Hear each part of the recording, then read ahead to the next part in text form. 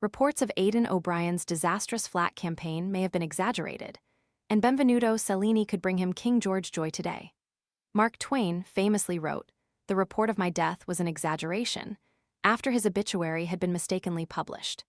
That was back in 1897, but a similar sentiment could well apply to Aidan O'Brien's 2026 flat campaign, which was this week analyzed using Timeform's run-to-form metric. The microscopic scrutiny conducted by the racing organization revealed that this July is the most unsuccessful month on record for the Ballydoyle handler, since the metric was first introduced 14 years ago. But not only that, Timeform also revealed their data showed that the current flat season represents the worst for O'Brien since 2012. An unlocked iPhone 14 for just $299? This renewed 128 gig model gives you a vivid OLED display, 5G, and the freedom to choose your carrier. Want to check today's Amazon deal? Scan the QR code now or visit grabdeal.us/6 before it's gone. Not a great omen, then, for his forerunners in today's King George VI and Queen Elizabeth stakes. O'Brien goes in search of his fifth success in the summer showpiece, and should Irish Derby winner Benvenuto Cellini prevail, it will be his first victory with a 3-year-old in the Group 1 since 2001 with Galileo. But hang on. It seems just 5 minutes ago that the talk in racing was about O'Brien chasing his own record of Group 1 wins in a season off the back of a record equaling 7 successes at Royal Ascot. Benvenuto Cellini goes off at around 5-1 today, behind favorite and defending champion Callandagan.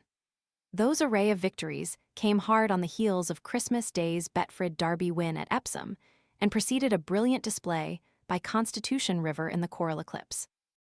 A Thursday night group race double at Leopardstown may signal the Ballydoyle machine is about to crank back into full gear following a brief midsummer malaise. One thing we can all take on trust is that it will not be long before O'Brien is once again name-checking his entire roster of staff following another Group 1 win.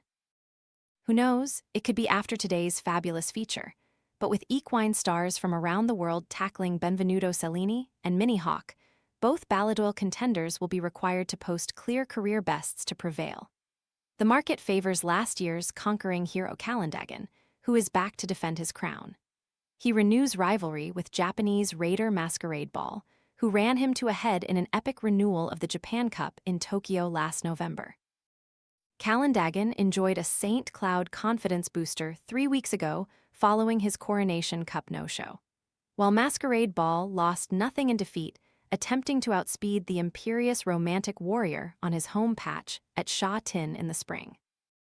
The old adversaries form a formidable roadblock for their rivals to navigate, but could last year's runner-up Kalpana, the home team's sole representative in a cosmopolitan affair, trouble the overseas posse and hand trainer Andrew Balding an emotional success?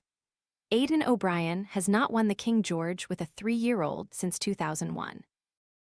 Andrew's father, Ian, won this prize 55 years ago with one of flat racing's all-time greats in the mighty Mill Reef, and although Balding's mare could not yet be mentioned in those circles, she has at least accumulated an impressive Ascot record.